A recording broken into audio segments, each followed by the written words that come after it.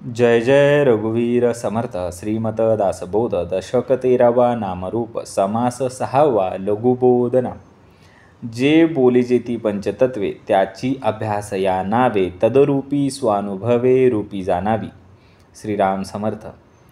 दशक 13वा आहे नामरूपांचा आणि समास 6वा आहे लघुबोधना. पहिली ओवी काय सांगते?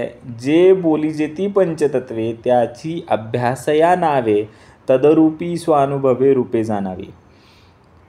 ज्यांना पंचमहाभूते पंचतत्वे बोललं जातं त्यांचा अभ्यास करण्याच्यासाठी आधी त्यांची नावं समजून घ्यायची आणि तदरूपी मग स्वानुभवाने त्यांची रूपं जाणायची. मग काय करायचं आहे? हा अभ्यास करण्याच्यासाठी आधी नावं समजून घ्यायची, म्हणजे नाम समजून घ्यायचं आणि मग नंतर रूप जाणून घ्यायचं, म्हणजे नामरूप, म्हणजे दशक 13वा, म्हणजे दशक 13वा नामरूप. आधी नावं समजून घ्यायची, नामं समजून घ्यायची पंचतत्वांची आणि मग स्वानुभवातून त्यांची रूपं जाणून घ्यायची. म्हणून समर्थांनी पहिल्या ओवीमध्ये जाणीव हा शब्द दिलेला आहे. जाणावी, रूपी जाणावी. मग ही जी जाणीव आहे ती आपल्याकडे होती का? आपल्याकडे होती ती नेणीव, आणि त्या नेणीवेतून आपण हळूहळू सावकाश सावकाश जाणीवेकडे प्रवास करत आहोत, जाणीवेच्या कक्षेत येत आहोत. बरोबर. मग आता कसं असतं? जाणीव कधी होते आपल्याला? शाश्वत कोण आणि अशाश्वत कोण हे जाणून घेण्यासाठी हा समास समर्थांनी सांगितलेला आहे. पुढच्याच ओवीमध्ये काय सांगितले समर्थांनी? यामध्ये शाश्वत कोण आणि अशाश्वत कोण ऐसे करावे विवरण प्रत्ययाचे. मग यामध्ये शाश्वत कोण आहे? शाश्वत म्हणजे टिकाऊ, जे कायमस्वरूपी टिकतं ते शाश्वत. आणि अशाश्वत कोण म्हणजे जे नश्वर आहे ते कोण आहेत? शाश्वत कोण आहेत? अशाश्वत कोण आहेत? ऐसे करावे विवरण प्रत्ययाचे. मग हे जे विवरण आहे हे कसं करायला पाहिजे? आपल्याला प्रत्ययाच्या स्वरूपाचे विवरण करता आले पाहिजे. ह्यातला भेद करण्यासाठी, शाश्वत आणि अशाश्वत यातला भेद करण्यासाठी प्रत्यय आला पाहिजे. तुम्हा आम्हाला प्रचिती येते म्हणजे प्रत्यय येतो, त्याचंच विवरण करायचं आणि मग समजून घ्यायचं शाश्वत काय आहे आणि अशाश्वत काय आहे, टिकाऊ काय आहे आणि नश्वर काय आहे. मग पंचभूतांचा विचार नावरूप सारासार तोची बोलीला निर्धार सावध ऐका. मग पंचभूतांच्या नावाच्या आणि रूपाच्या संबंधी जो आपण आता विचार करणार आहोत त्याला सारासार विचार म्हणावे. आणि मग त्याच्या संबंधी एक निर्धार करायचा आहे आणि मग तो सावधपणे काय करायचा आहे? ऐकायचा आहे. समर्थ परत आपल्याला सावध करत आहेत. ही सावधता, ही सावधानता आपल्या देहामध्ये अखंड पाहिजे. फक्त ऐकण्यापुरती नाही. सावध ऐका म्हणजे आपण जेव्हा द्वैतामध्ये आपला संसार प्रपंच करायला जाऊ तेव्हासुद्धा आपण सावध पाहिजे. इथं आल्यानंतर श्रवणाच्या भूमिकेत उभा राहिल्यानंतरसुद्धा आपण सावध पाहिजे. मग आता ही पंचतत्वांचा विचार आपण करणार आहोत, त्याच्या नावाचा आणि रूपांचा, नामाचा आणि रूपाचा सारासार विचार करणार आहोत, त्याचा निर्धार करणार आहोत. आता सावध ऐका. मग ही पंचतत्व कुठली? समर्थ पुढच्या ओवीत सांगतात, पृथ्वी आप तेज वायू आकाश नावे बोलिली सावकास आता रूपाचा विश्वास श्रवणे धरावा. बघा, नामरूपांचा दशक आहे. बरोबर. आता नावं दिली आपल्याला. पृथ्वी, आप, तेज, वायू आणि आकाश ही महाभूतांची नावे आहेत आणि त्यांच्या रूपांचा आपल्याला काय करायचं आहे? विश्वास घ्यायचा आहे श्रवणाच्या योगाने. जे श्रवण चालू आहे ते आता आपल्याला ह्याची रूपं समजून घेण्यासाठी तो समास दिलेला आहे. पृथ्वी, आप, तेज, वायू आणि आकाश यांची ओळख त्यांच्या नावाने आणि रूपाने करण्याच्यासाठी श्रवण करावे. आता बघा, एक एक तत्व घेतलेलं आहे. पंचतत्वापैकी पहिलं तत्व समर्थ घेतात पृथ्वी. पृथ्वी म्हणजे धरणी, आप म्हणजे ते पाणी, तेज म्हणजे अग्नितरणी सतेजाधिक. म्हणजे काय? तर आता आपल्याला 3 तत्व या ठिकाणी दिलेली. पृथ्वी, आप आणि तेज, आणि दुसरी 2 तत्व पुढच्या ओवीत दिलेली. आता आपण पहिलं तत्व बघू. पृथ्वी, दुसरं आप आणि तिसरं तेज. पृथ्वी म्हणजे ते धरणी, जे तुम्हा आम्हाला धरते ती धरणी. जी तुम्हा आम्हाला धारण करते ती धरणी. आप म्हणजे ते पाणी, तेज म्हणजे ते अग्नी तरणी, सतेजादिक. बघा आता आपण पृथ्वी तत्वाचं विवेचन करूया. पृथ्वी म्हणजे ते धरणी. आपण पृथ्वीला काय म्हणतो? जमीन. अवनी, धरणी, धरा, धरित्री, भू, भूतल, भूमंडल, भूमी, भूलोक, मेदिनी, रसा, वसुंधरा अशा एक ना अनेक नावाने आपण एकाच तत्वाला ओळखत असतो. मग आप तत्व कोणतं आहे? आप म्हणजे ते पाणी. पाण्याला आपण जल म्हणतो, उदक म्हणतो, नीर म्हणतो, अंबू म्हणतो, सलील म्हणतो, तोय असा सुद्धा शब्द आहे पाण्यासाठी, बरोबर. मग तेज म्हणजे अग्नी तरणी. तेज म्हणजे असं तत्व जे सूर्य तत्व आहे, अग्नी तत्व आहे, त्याच्याबरोबर जे इतर सतेज पदार्थ आहेत ते सुद्धा तेज तत्वामध्येच येतात. आपण म्हणतो आई मला भूक लागली, पोटात आग पडली, इतकी प्रचंड भूक लागलेली आहे, म्हणजे तुमच्या आमच्या देहामध्ये अग्नी आहे. पोटामध्ये आग पडते म्हणजे आपल्या पोटामध्ये मणिपूर चक्र आहे जे तेजाचं प्रतीक आहे. त्या ठिकाणी आपलं अन्न ग्रहण केल्यानंतर पचवण्याची क्षमता असते, त्याला आपण तेजतत्व म्हणतो. पृथ्वी, आप आणि तेज हे 3 या ठिकाणी महाभूत सांगितलेली आहेत. मग पुढची 2 कुठे आहेत? बघा, वायू म्हणजे तो वारा, आकाश म्हणजे जो पैस सारा, आता शाश्वत ते विचारा आपले मणी. वायू म्हणजे वारा, बरोबर. आपल्या सगळ्यांना माहिती आहे वायू म्हणजे वारा. आकाश म्हणजे पैस सारा, पैस सारा म्हणजे पसारा. आकाश म्हणजे पसरलेलं आहे ते आकाश. तुम्ही आम्ही जो करतो तो पसारा, बरोबर. तुम्ही आम्ही संसाराचा मांडलेला आहे, प्रपंचाचा मांडलेला आहे तो पसारा, आणि तो आपण सतत आवरत असतो आणि परत तो पसरवूनच राहतो. मग हेच चालू आहे. आकाश म्हणजे पैस सारा. मग आता ह्या 5 हे जे 5ही तत्व आहेत ह्याच्यामध्ये आता शाश्वत ते विचारा आपले मनी. मग ह्याच्यामध्ये शाश्वत काय आहे याचा विचार आपल्या मनाने करायचा आहे, आपल्या मनात करायचा आहे, शाश्वताचा विचार करायचा आहे, बरोबर. मग आता एक शीत चाचपावे म्हणजे वर्म पडे ठावे, तैसे थोड्या अनुभवे बहुत जाणावे. अत्यंत महत्त्वाची ओवी. एक शीत चाचपावे. जेव्हा आपण तांदूळ शिजू घालतो आणि त्याचं रूपांतर भातामध्ये होत असतं तेव्हा आपण भाताचा एक शीत चाचपतो. म्हणजे आपल्याला संबंध पातेल्यामधला भात कच्चा आहे की शिजलेला आहे याची परीक्षा होते आणि आपल्या बरोबर वर्मावरती ते पडतं. आपण सांगू शकतो की हे शिजलं आहे किंवा कच्चं आहे एका शीतावरती. मग त्याप्रमाणे अगदी थोड्याशा अनुभवाने बऱ्याच गोष्टींची जाणीव आपल्याला करता आली पाहिजे. परत हा शब्द आलेला आहे जाणीव.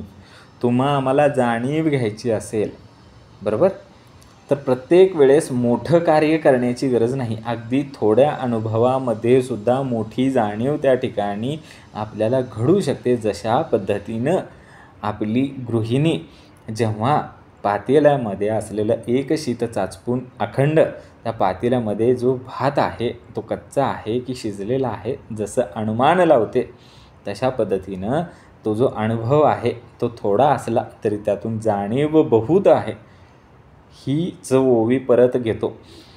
एक शीत चाचपावे म्हणजे वर्म पडे ठावे, तैसे थोड्या अनुभवे बहुत जाणावे. संपूर्ण पातेलं उकलून बघण्याची गरज नाही, फक्त एक शीत चाचपायची गरज आहे. म्हणजे वर्मावरती आपण ठावे पडू आणि मग तसंच थोड्या अनुभवाने आपण बहुत सारे जाणून घेऊ शकतो. आता पुढची ओवी अत्यंत महत्त्वाची आहे. पृथ्वी रचते आणि खचते, हे प्रत्ययास येते, नाना रचना होत जाते सृष्टीमध्ये, बरोबर. पृथ्वी रचते आणि खचते हे आपल्याला पदोपदी लक्षात येतं. ते कसं लक्षात येतं बघा, जर आपण सूक्ष्मपणे निरीक्षण केलं तर पृथ्वी ही दक्षिणायन आणि उत्तरायणमध्ये असते. 6 महिने दक्षिणायन असतं, 6 महिने उत्तरायण असतं. सतत त्यामध्ये काही ना काहीतरी घडत असतं. पृथ्वीच्या अंतर्गत रचनेमध्ये सुद्धा काहीतरी रचना होत असते आणि काहीतरी खचत असतं. आपल्याला बाह्य स्वरूपात दिसतं एखादा डोंगर असतो, तो घसरून खाली येतो, दरड कोसळते, म्हणजे जे रचलं आहे ते खचलं आहे, हे आपल्याला वरून दिसतं. तसं पृथ्वीच्या अंतर्गत रचनेमध्ये सुद्धा खूप मोठ्या प्रमाणावरती बदल घडत असतात आणि त्याचीच एक प्रचिती म्हणजे लावारस, भूकंप, अशा घटना ह्या पृथ्वीच्या अंतर्गत रचनेतून होतात. मग ह्यातून काहीतरी नवीन रचना होते. जेव्हा लावारस असा मोठ्या प्रमाणावरती बाहेर उफाळून येतो तेव्हा नवीन पर्वताची रचना होते. पण त्याच वेळेस काहीतरी खचतं सुद्धा, हे आपल्या प्रत्ययाला येतं आहे. म्हणजे नाना रचना होत जाते सृष्टीमध्ये. मग सृष्टीमध्ये सतत काही ना काहीतरी काय होत असतं, त्या ठिकाणी निर्माण होत असतं आणि खचतंसुद्धा असतं. बरोबर. मग आता उदाहरणच द्यायचं झालं तर बघा, आपण जेव्हा घरं बांधतो, आपली घरं असतील, आपण लावलेली झाडं असतील, तर ती सतत काही ना काहीतरी नवीन रचना करतात. ॲमेझॉनचं जंगल आहे आफ्रिकेमध्ये, इतकी झाडं आहेत, नाना विविध प्रकारची झाडं आहेत. अरे पण ती झाडं लावली कोणी, तिथं बीजारोपण केलं कोणी, तिथं त्या ठिकाणी पाणी घातलं कोणी. आज आपल्याला जेव्हा बैठकीमध्ये पाण्याचा भाग मिळतो, पाणी घालण्याचा भाग मिळतो, आपण जाऊन एखाद्या झाडाला पाणी घालतो, 10 झाडांना पाणी घालतो, 100 झाडांना पाणी घालतो. पण तो जो भगवंत आहे, जे शाश्वत रूप आहे, ते जंगल उभा करतं, त्या ठिकाणी बीजारोपण करून पाऊस त्या ठिकाणी योग्य प्रमाणात पाडून हिरवीगार जंगलं त्या ठिकाणी उभी केलेली आहेत. अशी सृष्टीमध्ये रचना फक्त ते एकच तत्त्व करू शकतं, जे परमतत्त्व आहे. आणि हे अखंड चालू आहे, हे अखंड ही निर्मिती चालू आहे. रचणं आणि खचणं हे चालूच आहे. आता माणसानं बांधलेली घरं, अगदी आपलं द्वैतातलं उदाहरण घेतलं तर आपल्या पणजोबांनी जो वाडा बांधलेला आहे त्याच्यामध्ये आपण राहतो का? नाही राहत, कारण ते आता मोडकळीस आलेलं आहे. म्हणजे त्यांनी रचना केली पण आता ते खचत आलेलं आहे. आपण म्हणतो ते कधीही ढासळू शकतं, म्हणजे ते खचवून जाऊ शकतं, म्हणून आपण तिथं राहत नाही. म्हणजे जे आपल्या पणजोबांनी इतक्या चांगल्या पद्धतीचं मटेरियल त्या ठिकाणी वापरलं, क्वालिटीचं मटेरियल वापरलं, ते सुद्धा आज खचलं. तर हे रचणं आणि खचणं हा एक भाग आहे. पण ह्याच्यामध्ये आपल्याला काय समजवायचं आहे समर्थांना, की ह्या जगात ज्या गोष्टी दिसतात त्या सगळ्या नाश होणाऱ्या आहेत, ज्या भौतिक स्वरूपाच्या आहेत, ज्या पंचतत्वांनी निर्माण झालेल्या आहेत. त्या वस्तू निर्माण ज्या पद्धतीनं होतात त्या पद्धतीनं त्या नष्टही होतात. त्यामुळं खरं आणि शाश्वत आणि जर नित्य काय असेल तर ते आहे आत्मतत्व, ब्रह्मतत्व किंवा परमात्मा. ह्याचाच आपल्याला शोध घ्यायचा आहे. बरोबर. म्हणून रचते ते खचते, आपतेही आटोन जाते, तेजही प्रगटोन विजते, वारेही राहे. म्हणून जे रचते ते खचते हे आपल्याला तर जाणीव झालेली आहे. बरोबर. म्हणून रचते ते खचते, आपतेही आटोन जाते. आप म्हणजे पाणी, आपण बघितलेलं आहे. आपही आटून जाते. बरोबर. ते सुद्धा आटून जाणार आहे. तेजही प्रगटोन विजते कालांतराने. बरोबर. वारासुद्धा लय पावतो. म्हणजे आपल्याला सांगायचं आहे काय, समर्थ रामदास स्वामी आपल्याला या ओवीत सांगतात की पंचमहाभूतापैकी पृथ्वी, आप, तेज, वायू हे नाशवंत आहेत. हा त्यांचा स्वभाव आहे असं ते सांगत आहेत. म्हणून परत ही ओवी घेऊ. म्हणून रचते ते खचते, जे निर्माण होते ते एक दिवस नष्ट होणारच आहे. मग ते झाड असू द्या, पर्वत असू द्या, प्राणी असू द्या, माणूस असू द्या, घर असू द्या, जे पृथ्वी तत्वावर आधारलेलं आहे ते एक ना एक दिवस नष्ट होणारच आहे. म्हणूनच आपण म्हणतो रचतं ते खचतं. बरोबर. आप तेही आटवून जाते. पाणीसुद्धा एक दिवस आटवून जाणार आहे. किती साठवणूक करा, त्याचा वापर कसा करतो, ते शेवटी संपूनच जातं. म्हणजे आपतत्व ही सुद्धा शाश्वत नाही आहे, ते अशाश्वत आहे. बरोबर. बघा ना, आपल्या विहिरीतलं तलावातलं पाणीसुद्धा उन्हाळ्यात आटूनच जातं, ते काही शाश्वत नाही. आणि परत पाऊस पडलं की परत येतं, पण ते परमनंट नाही. तेजही प्रगटवून विजते. मग बघा, अग्नी हे सुद्धा काय होतं, प्रकट होतं आणि कालांतरानं थोड्या वेळानं ते विजूनही जातं. एखादा दिवा पेटवला की काही वेळाने त्यातली वात संपली किंवा तेल संपलं की ते विजून जातं. वारेही राहे. हवा आहे, ते आपल्याला दिसत नाही पण ती आहे. हवा सतत आहे, दिसत नाही, तिचं अस्तित्व आहे. सगळं संपतं पण वारा टिकून राहतो. बरोबर. मग ह्या ओवीमध्ये आपल्याला समर्थांनी काय सांगितलं, पृथ्वी रचली की खचली जाते, पाणी आटवून जाते, तेज जे आहे ते प्रकटवून विजते आणि वायू जो आहे दिसत नाही पण त्याचा अनुभव आपल्याला होत राहतो. ह्याच्यापैकी शाश्वत काय आहे तर काहीच नाही. म्हणून खरं शाश्वत जे आहे ते आत्मतत्व आहे, ब्रह्मतत्व आहे, जे त्यांनी निर्माण केलेलं आहे ते तो नष्टसुद्धा करू शकतो. या जगामध्ये सर्व गोष्टी नाश पावणाऱ्या आहेत. त्यामुळे अशाश्वत गोष्टीमध्ये आपण आसक्त राहू नये. आत्मा हा शाश्वत आहे, त्याचा शोध घेणं हे आपल्याला समर्थ रामदास स्वामी सांगत आहेत. आता पुढचं तत्व कोणतं आहे? अवकाश नाममात्र आहे, तेही विचारिता नर आहे, एवं पंचभूतिकर आहे, हे तो घडेना. अवकाश कसा आहे? नाममात्र आहे, ते नावालाच आहे नुसतं. बघितलं ना आपण, आकाश हे कसं आहे? पैसा सारा म्हणजे तो पसारा आहे. आकाश हे नाममात्रच आहे, जास्त विचार केला तरी ते राहत नाही, तेही विचारता नर आहे. म्हणजे पंचभौतिक असते ते राहतं असं नाही, हे जाणून घेणं तुम्ही आम्ही गरजेचं आहे. आपण आता आकाश बघितलं, आकाश तत्व बघितलं, बरोबर. ह्या आकाश तत्वाला काय आहे तर त्या ठिकाणी ते नाममात्र आहे, हे आपल्याला समजलं.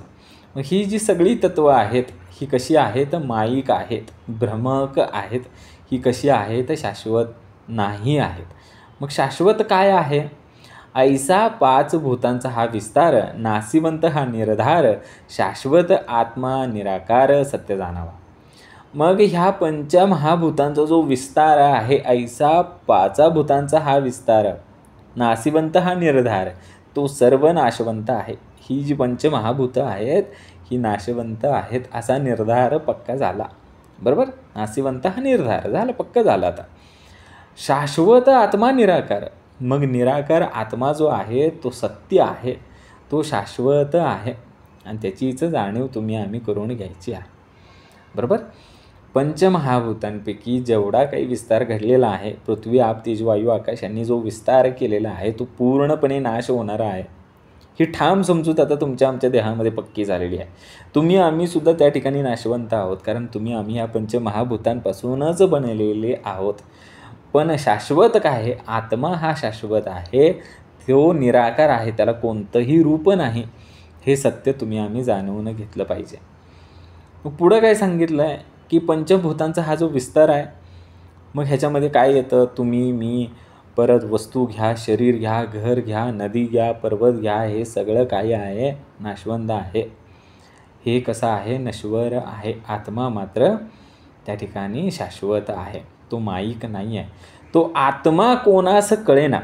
आता हे कळलं आपल्याला की सगळं नाशवंत आहे आणि आत्मा जो आहे तो शाश्वत आहे. बरं, मग तो आत्मा कोणास कळेना, ज्ञानेविन आकळेना, म्हणून संतजना विचारावे. तो आत्मा जो आहे तो कुणालाही कळून येईना, बरोबर. मग ज्ञानानेच त्याला जाणून घेता येईल. ज्ञानेविन आकळेना, ज्ञानाशिवाय त्याला जाणून घेता येत नाही. तो कुणालाच कळेना आणि ज्ञानाशिवाय कुणाला कळत नाही. म्हणून काय करायचं? साधू संतांना, संतजनांना काय करायचं? विचारायचं. समर्थ रामदास स्वामी आपल्याला काय सांगतात की आत्मा जाणून घेण्याच्यासाठी आपल्याकडे विवेक, ज्ञान, मार्गदर्शन हे सगळं असणारे संतजन आहेत, ज्यांनी लिहून ठेवलेलं आहे. अशांकडे आपण जाऊन विचारणा केली पाहिजे. तो आत्मा काय आहे हे कळून येण्यासाठी, कारण तो आत्मा दिसतच नाही, त्याला आपण स्पर्श करू शकत नाही, कारण हा तो पाचही पंचमहाभूतांच्या पलीकडे आहे. मग आत्मा म्हणजे काय? हा अत्यंत सूक्ष्म आणि खोल प्रश्न आहे. त्याच्यासाठी आपल्याला शास्त्र, विवेक, आत्मचिंतन, अनुभवावरती आधारित असलेल्या ज्ञानाची आवश्यकता आहे. आणि ह्याच्यासाठी आपल्याला काय पाहिजे? संतजनांना विचारलं पाहिजे. म्हणून आपण सद्गुरूंना विचारलं पाहिजे, त्यांच्याकडे जाऊन आत्मा म्हणजे काय हे विचारलं पाहिजे. तेव्हाच आपल्याला खरं खरं मार्गदर्शन त्या ठिकाणी मिळेल आणि त्यातून आपल्याला आत्मा अनुभवायला मिळेल. आपल्याला एक शाश्वत तत्व त्या ठिकाणी समजून घ्यायला मिळेल. आत्मा कसा आहे? सूक्ष्म आहे. आणि ही सगळी पंचमहाभूतं कशी होती? स्थूल होती, बरोबर. आत्मा कसा आहे? गूढ आहे, अनाकलनीय आहे, तो फक्त ज्ञानाच्या प्रकाशातच समजतो. म्हणून आपण काय करायचं आहे? संतांचा सल्ला आणि मार्गदर्शन घेणं गरजेचं आहे. बरं, आता विचारलं, विचारिता सज्जनासी, ते म्हणती की अविनाशी, जन्म मृत्यू आत्म्यासी बोलूच नाही. मग आता विचारलं संतजनांना, मग विचारिता संतजनासी, ते म्हणती अविनाशी, ते म्हणतात की आत्मा हा कसा आहे? अविनाशी आहे, शाश्वत आहे. जन्म मृत्यू आत्म्याशी बोलूच नाही, त्यांना लागूच होत नाही. जन्म आणि मृत्यू हे आत्म्याला काय होतं, लागू होत नाही. त्याच्याबद्दल तुम्ही बोलूच नका, ते त्याला लागू होणार नाही, तर बोलायचं कशाला. निराकारी भासे आकार आणि आकारी भासे निराकार, निराकार आणि आकार विवेके ओळखावा. निराकाराच्या म्हणजे आत्म्याच्या ठिकाणी आकाराचा भास होतो. जे निराकार आहे ते आपल्याला आकार वाटायला लागलं आणि आकाराच्या ठिकाणी निराकार वाटायला लागला. म्हणजे निराकार आणि आकार ह्यामधला आपल्याला भेद करता येईल. मग रामदास स्वामी आपल्याला काय सांगतायत की आत्मा हा कसा आहे, निराकार आहे. हे तर पक्का आहे, तो आकारात नाही आहे. पण आपल्याला निराकार आकारमध्ये वाटायला लागलं आणि आकार निराकारमध्ये वाटायला लागला आणि आकार आणि निराकार याच्यासाठी लागणारा विवेक आपल्याकडे जागृत झालेला नसल्यामुळं आपल्याला त्यामध्ये भेद करता येत नाही. मग आपल्याला काय करायला लागेल की जेव्हा आपल्या देहामध्ये ही जाणीव प्रकट होईल तेव्हा आपल्याला हे कळेल. उदाहरण द्यायचं झालं तर जिवंत माणसाला आपण अमुक आहे असं म्हणतो तेव्हा ते फक्त शरीर आहे आणि त्याच्यामध्ये असलेला जो आत्मा आहे त्याला मात्र ते नाव लागू पडत नाही. मग आकारी भासे निराकार म्हणजे आकारात आहे ते वास्तवात अस्तित्वातच नाही आहे. बरोबर. जे आकारामध्ये आपल्याला वाटतं आहे की मी बांधलेलं घर हे परमनंट आहे, पण ते खचणार आहे. बरोबर. पण आपण त्यालाच परमनंट समजायला लागलो. ही आपल्याकडून घडलेली अज्ञानातून म्हणजे नेणिवेतून घडलेली कृती आहे. आरशामध्ये दिसणारं जे प्रतिबिंब आहे ते आपल्याला असं वाटतं तो आपला आकार आहे, पण तो वास्तवामध्ये काय आहे, तो निराकार आहे. त्याला आकारच नाही आहे, तो आरसा आहे, ते आपलं प्रतिबिंब आहे. हे उदाहरण दिलेलं आहे. आपण जिवंत आहोत म्हणून वाटतं की मी आहे म्हणजे आकार आहे, पण मेल्यानंतर जे तत्त्व आपल्यातून निघून जातं ते निराकार आहे. आपला आकार इथंच सोडून जायचं आहे. आपल्या देहातून जातं ते निराकार तत्त्व निघून जातं. बरोबर. आता आपल्याला काय समजून घ्यायचं आहे की आत्मा हा 100% निराकार आहे, पण तो आकारामध्ये भासतो. जग हे आकाररूप आहे, पण मुळात ते कसं आहे, निराकार आहे. मग ह्या दोघांमधला भेद समजून घेण्यासाठी लागतो तो विवेक. म्हणून ही ओवी परत एकदा बघा. निराकारी भासे आकार आणि आकारी भासे निराकार, निराकार आणि आकार विवेके ओळखावा. म्हणजे निराकारी आहे ते आकारामध्ये भासतंय, जे आकार आहे ते निराकारात भासतंय. मग हे निराकार आणि आकार यामधला भेद जाणून घेण्यासाठी आपल्याला काय करायचं आहे, विवेक जागृत ठेवायचा आहे आणि तो अखंड ठेवायचा. आता बघा पुढची ओवी काय सांगितली. निराकार जाणावा नित्य, आकारा जाणावा अनित्य, यास बोली जे नित्य. नित्य विचारणा म्हणजे काय, निराकार जे आहे ते नित्य आहे आणि आकार जे आहे ते अनित्य आहे. आणि मग हे नित्य अनित्याची विचारणा आपण त्या ठिकाणी केली पाहिजे. बरोबर. जे आत्मतत्व आहे, चैतन्य आहे, ब्रह्मतत्व आहे ते निराकार आहे. त्याला शरीर, रूप, रस, गंध आणि कुठलीही मर्यादा नाही. त्याला कुठला आकार नाही. तो त्रिगुणाच्या पलीकडे आहे असा तो निराकार, तो नित्य आहे. तो आपल्याला कधी समजणार आहे, खऱ्या ज्ञानाच्या प्रकाशामध्येच हे ज्ञान होणार आहे. मग आकार जाणावा अनित्य. मग आपलं जे शरीर आहे, जी सृष्टी आहे, ज्या वस्तू आहेत, ज्या आकारात आहेत त्या कशा आहेत, अनित्य आहेत, त्या नष्ट होणाऱ्या आहेत, त्या क्षणभंगूर आहेत. यास बोली जे नित्यानित्य विचारणा. मग ह्या सगळ्याला काय करायचं आहे, विचार, विवेक यांनीच नित्य आणि अनित्य ह्यातला विचार करायचा आहे आणि ह्यातला भेद आपल्याला समजून घ्यायचा आहे. एक साधं दृष्टांत देतो. सोनं आणि दागिना. जेव्हा आपल्याकडे सोनं असतं आणि आपण त्याचा दागिना बनवतो आणि तो दागिना तुटतो, तर काय झालं, फक्त तो दागिना तुटला पण त्यातलं सोनं जे निराकार आहे त्याला आपण आकार दिला ना, तर दागिन्याचा आकार दिलेला होता, तो आकार तुटला पण ते सोनं मात्र तिथंच आहे. कारण ते सोनं नित्य आहे आणि दागिना मात्र अनित्य आहे. दागिना हा चोरीला जातो. बरोबर. दागिना तुटतो. बरोबर. तो नष्टही होऊ शकतो. पण सोनं जे आहे ते कसं आहे, त्याला आपण परत त्या ठिकाणी कुठलाही आकार देऊ शकतो. म्हणजे आकार आणि निराकार या ठिकाणी भेद करून देण्यासाठी सोनं आणि दागिना हा दृष्टांत या ठिकाणी दिलेला आहे. मग हे जे जग आहे, ज्याला आकार आहे ते कसं आहे, अनित्य आहे आणि जे आत्मतत्व आहे ते आहे नित्य. मग आता पुढची ओवी काय आहे, सारी असे असार आणि असारी भासे सार, सारा सार विचार शोधून पाहावा. सार जे आहे ते आसार भासायला लागलं आणि जे आसार आहे ते सार भासू लागलं. म्हणून सारासार विचाराने सार काय ते शोधून पाहावे. मग आपल्याला हरिपाठामध्ये एक ओवी आहे, काय आहे, त्रिगुण हे असार निर्गुण हे सार, सारा सार विचार हरिपाठ. म्हणजे काय आहे, हे जे त्रिगुणात्मक आहे, जे पंचभौतिक आहे ते कसं आहे, असार आहे. आणि निर्गुण आहे, निराकार आहे, ते कसं आहे, सार आहे. आणि मग हा जो सारासार विचार आहे तोच हरिपाठ. आणि तीच ओवी इथं आपल्याला समर्थसुद्धा सांगतायत. सारी असे असार, आसारी भासे सार, सारा सार विचार शोधून पाहावा. जी गोष्ट प्रत्यक्षात दिसते, इंद्रिय असतील आणि आपलं शरीर असेल, ते कसं आहे, असार आहे. आणि आसारी भासे सार म्हणजे काय आहे की या ठिकाणी शाश्वत आत्मा जो आहे, जो दिसत नाही, त्याच्यामुळं आपल्याला असं वाटतं की हा असार आहे, कारण तो दिसत नाही. म्हणून काय करायचं, सारासार विचार करायचा. म्हणजे खरं काय आणि खोटं काय याचा विचार आपल्याला विवेकाने करायचा आहे. आणि मग आपल्याला सत्य शोधून पाहायचं आहे. बरोबर. मृगजळ असतं बघा वाळवंटामध्ये, ते आपल्याला काय वाटतं आहे, पण ते असतं का, अजिबात नसतं. अगदी तसंच आहे, आपल्याला जे वाटतं ते नाही आहे आणि जे नाही वाटत ते आहे. आत्मा दिसत नाही म्हणून आपल्याला वाटतं की ते असार आहे, पण तेच सारा आहे. बरोबर. आता पुढची ओवी काय, पंचभूतिक ते माईक परंतु भासे अनेक आणि आत्मा एक व्यापून असे. म्हणजे पंचभूतांनी बनलेलं आहे ते माया स्वरूपात आहे आणि ते अनेक स्वरूपात भासतं. आणि आत्मा हा एकच आहे, आत्मा एक व्यापून असे. मग आत्मा सर्वांना व्यापून आहे. पंचभूतांनी जे जे बनलेलं आहे ते माया स्वरूपात आहे आणि त्याची रूपं अनेक आहेत आणि त्याचे भासा अनेक होतात. पण आत्मा हा एकच असल्याने तो काय करतोय, सर्वांना व्यापून आहे. बरोबर.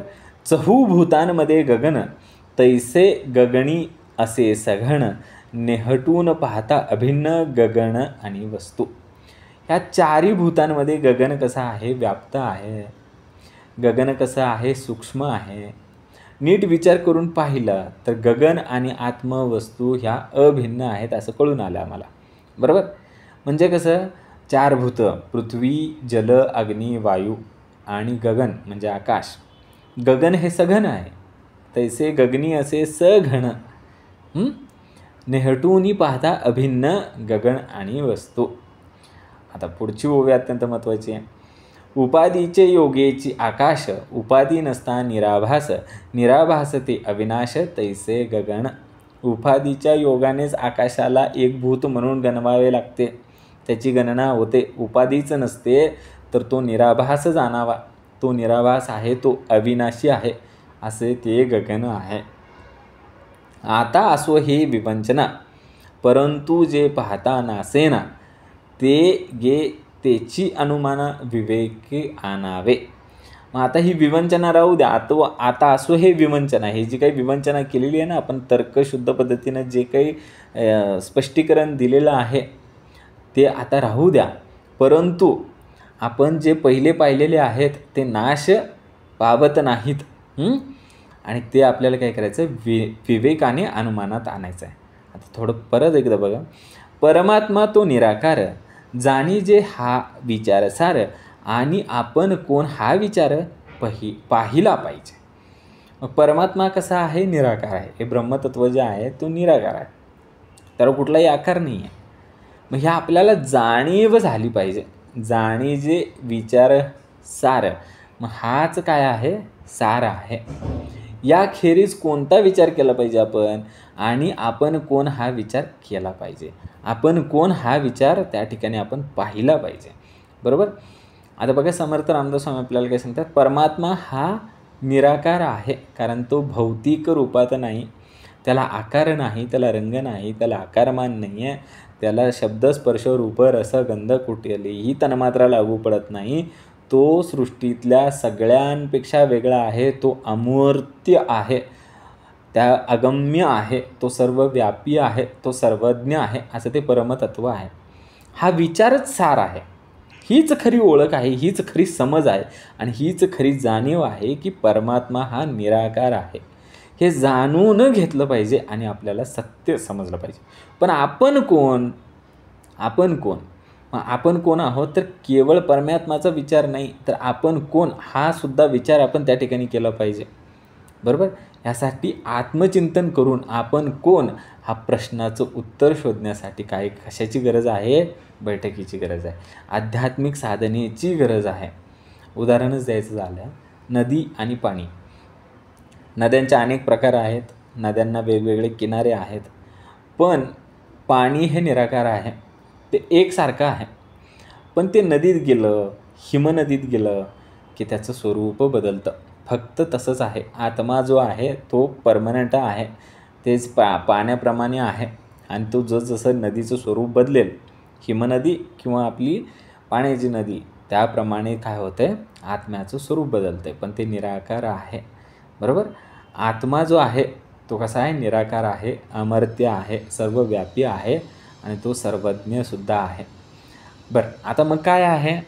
देहास अंत येता वायो जातो तत्वता, हे लटिके म्हणाला तरी आता श्वासोश्वास धरावा.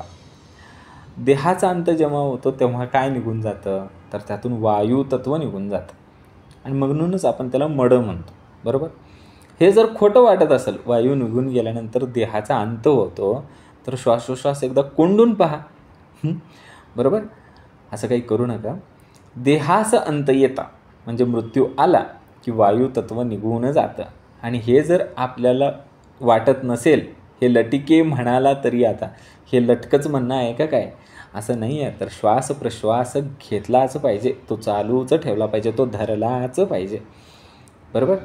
आता आपल्याला समर्थ पुढं काय सांगतायत की श्वास कोंडला देह पडे, देह पडता म्हणती मडे, मड्यास कर्तृत्व न घडे कदा काळी. मग आता श्वास कोंडला गेला की देह पडतो आणि एकदा का देह पडला की त्याला आपण काय म्हणतो? मड. आता मड्याला कर्तृत्व घडतं का? अजिबात नाही घडत. मग आपल्याला काय करायचं आहे? हे समजून घ्यायचं आहे की जोपर्यंत आपल्या देहामध्ये ते तत्व आहे आणि आपल्या देहाचा अजून मड झालेलं नाही, तोपर्यंत आपल्याला कर्तृत्व करण्याची संधी आहे. बरोबर? श्वास कोंडता देह पडे म्हणजे आपला श्वास चालू आहे, अजून आपला देह पडलेला नाही, आपला देह उभा आहे. आपल्याला समर्थांनी उभारणी हा समाज दिलेला होता. बरोबर? तुम्हा आम्हाला उभा केलेला आहे का पाडलेला आहे? नाही, तुम्हा आम्हाला उभंच केलेलं आहे. पण श्वास कोंडला की देह पडणार आहे. देह पडता म्हणती मडे आणि एकदा का देह पडला की त्याला मड म्हणलं जातं आणि मड्याला कुठलंही कर्तृत्व घडत नाही कोणत्याच काळी. देहा वेगळा वायो न करी, वायो वेगळा देह न करी, विचार पाहता काहीच न करी, एक वेगळा एक. देह वेगळा वायू काहीच करू शकत नाही आणि वायू वेगळा देह काही करू शकत नाही. विचार करून पाहिले असता दिसून येतं की दोघं एकमेकांशिवाय काहीच नाही. एक सिम कार्ड आहे आणि एक मोबाईल आहे. बरोबर? सिम कार्ड असल्याशिवाय मोबाईल चालत नाही, मोबाईल असल्याशिवाय सिम कार्ड चालत नाही. तर हेच आहे, देहा वेगळा वायो न करी, वायो वेगळा देह न करी, विचार पाहता काहीच न करी, एका वेगळा एक. बरोबर? उगेच पाहता मनुष्य दिसे, विचार घेता काहीच नसे, अभेद भक्तीचे लक्षण ऐसे ओळखावे. उगेच पाहता, वरवर पाहता मनुष्य दिसतो, पण विचार करता स्वरूपाशिवाय इतर काहीच करत नाही. अभेदाची शक्ती जी आहे, भक्ती जी आहे, ह्याचं लक्षण ओळखलं पाहिजे. करता आपण ऐसे म्हणावे, तरी आपले इच्छेसारखे व्हावे, इच्छेसारखे न होता मानावे, अवघेच वाव. आपण करता आहोत असं म्हणणे आणि आपल्या इच्छेप्रमाणे सगळे कार्य व्हावयास व्हावे असं आपल्याला वाटणे, पण तसं होतं आहे का? होत नाही. मग कार्य इच्छेसारखे होत नसेल तर आपण करता आहे असं म्हणणं व्यर्थ आहे ना. करता आपण असे म्हणावे, तरी आपले इच्छेसारखे व्हावे, इच्छेसारखे न होता मानावे, अवघेच वाव. आपण करताय म्हणून घेतलं आणि आपल्याच इच्छेप्रमाणे सगळी कार्य काढायला पाहिजेत आपण म्हणतो, पण होतं का तसं? तर तसं काहीही होत नाही. मग आपले जे कार्य आहे ते इच्छेसारखे होत नाही, मग कसला करता? ते व्यर्थ आहे. तुम्हाला स्वतःला करता म्हणून घेणं हे व्यर्थ ठरतं. म्हणून करता नव्हे की आपण, येते भोगता कैचे कोण, हे विचाराचे लक्षण अविचारी न घडे. म्हणून आपण करता नाही हे स्पष्टपणे अनुभवाला आलेलं आहे. इच्छेप्रमाणे घडतच नाही ना. जेव्हा आपण करता म्हणून घेतो तेव्हा आपल्या इच्छेप्रमाणे घडायला पाहिजे. जे घडत नाही मग कसला करता तू? अजिबात नाही. म्हणून करता नव्हे की आपण, हे समजून घ्या. आपण करते नाही हो. आपण करता नाही तर मग आपण भोगता आहे का? तेही नाही. भोगता तरी असू शकणार का आपण? असा सूक्ष्मपणे विचार केला की गोष्ट कळते. ती गोष्ट अविचाराने कळत नाही. अविचारी न घडे.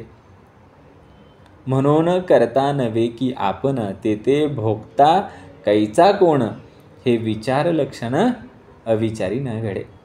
अविचारी आणि विचार जैसे प्रकाश अंधकार, विकार आणि निर्विकार एक नव्हे की. मग अविचार आणि विचार यात कसं आहे? अंधार आणि प्रकाश इतका अंतर आहे. अविचार म्हणजे अज्ञान, विचार म्हणजे ज्ञान. बरोबर. जिथं अज्ञान आहे तिथं अंधकार आहे आणि जिथं ज्ञान आहे तिथं प्रकाश आहे. एवढंच अंतर आहे. एक असेल तर दुसरे असू शकत नाही. त्याप्रमाणे विकार आणि निर्विकार एक असू शकत नाही. बरोबर. जिथं अविचार आहे तिथं विचार कसा असेल?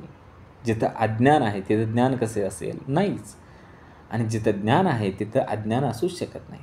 जिथं प्रकाश आहे तिथं अंधार कसा असेल? आणि जिथं अंधार आहे तिथं प्रकाश कसा असू शकेल? जिथं विकार आहे तिथं निर्विकार कसा असू शकेल? हे एक नाही आहे. समर्थ परत परत आपल्याला सांगतायत की जिथं अविचार आणि विचार याच्यामध्ये प्रकाश आणि अंधार इतका अंतर आहे, जिथं एक असेल तर दुसरं असूच शकत नाही. विकार असेल तर तिथं निर्विकार नसणार. जिथं विचार असेल तिथं अविचार नसणार. जिथं प्रकाश असेल तिथं अंधकार नसणारच आहे. जेते नाही विवंचना, तेथे काहीच चालेना, खरे तेची अनुमाना कदा नये. मग जिथे सूक्ष्म अशी विवंचना केली जात नाही तेथे काहीच उपाय चालत नाही. काहीच चालत नाही तिथं. आणि जे खरं निर्विकल्प ब्रह्म आहे, जे खरे तेची अनुमाना कदा नये. मग जे निर्विकल्प ब्रह्म आहे त्याची कल्पना येथे होऊ शकत नाही. कारण आपल्याकडे विवंचनाच नाही आहे. तर तिथं कुठला उपाय कसा चालेल? जेथे नाही विवंचना तेथे काहीच चालेना, खरे तेची अनुमाना कदा नये. जिथं विवंचना नाही, जिथं कुठला तर्क नाही, तिथं कुठला उपाय नाही, तर तिथं कुठला अनुमान नाही, तर त्या ठिकाणी काय आहे? फक्त कल्पना आहे. तिथं काहीच घडणार नाही. मग आता आपल्याला केलं काय पाहिजे? प्रत्यय आला पाहिजे. प्रत्ययास बोलीजे न्याय, अप्रत्यय ते अन्याय, जातंद्यास परीक्षा काय नाना रत्नांची. मग प्रत्यय ज्याच्याकडे आहे, ज्याच्याकडे अनुभव आहे, त्यानं बोलणे म्हणजे न्याय आहे. आणि ज्याच्याकडे अप्रत्यय आहे, ज्याच्याकडे अनुभवच नाही, त्याचं जे बोलणं आहे ते कसं आहे? अन्याय आहे. ते खोटं आहे, ते मिथ्या आहे. उदाहरण सांगायचं तर जातंद्यास परीक्षा काय आहे? नाना रत्नांची. जो जन्मांध आहे, जो अंध आहे, त्या अंधाला तुम्ही जर रत्नाची पारख करायला सांगितली तर तो करू शकेल का? तो नाही करू शकणार. अगदी तसंच स्व आत्मानुभवाने काय करायचं आहे? प्रत्यय आला तर तो न्याय आहे आणि जर प्रत्यय येत नसेल तर तो मिथ्या आहे, अन्याय आहे. आणि एखाद्या आंधळ्याला ज्या पद्धतीनं नाना रत्नांची पारख करता येत नाही तशा पद्धतीचं ते आहे. म्हणून ज्ञाता धन्य धन्य, जो निर्गुणेसी अनन्य, आत्मनिवेदने मान्य परमपुरुष. म्हणून निर्गुणाशी अनन्य असणारा ज्ञाता पुरुष खरोखरच धन्य आहे. आत्मनिवेदन झाल्यानं तो श्रेष्ठ पुरुष सर्वांना मान्य होतो. आता बघा, म्हणून ज्ञाता धन्य धन्य, ज्याच्याकडे ज्ञान आहे, ज्याच्याकडे ह्या रत्नांची ओळख आहे, ज्याच्याकडे प्रत्यय आहे, ज्याच्याकडे अनुमान आहे, ज्याच्याकडे सूक्ष्म विवेचना आहे, तो कसा आहे? धन्य आहे. जो निर्गुणाशी अनन्य, आणि तो निर्गुणाशी अनन्य आहे, निर्गुण पुरुषाबरोबर तो खरंच धन्य होऊन गेला. आणि मग आत्मनिवेदन जे आहे, आत्मनिवेदन झाल्यानं तो श्रेष्ठ पुरुष कसा झालेला आहे? सर्वमान्य झालेला आहे. तो आत्मनिवेदन काय झालेला आहे, परमपुरुष झालेला आहे. इति श्री दासबोधे गुरुशिष्य संवादे लघुबोध नाम समास 6वा. जय जय रघुवीर समर्थ. ओम श्री गुरुदत्तात्रय श्रीपाद श्री वल्लभाय नमः.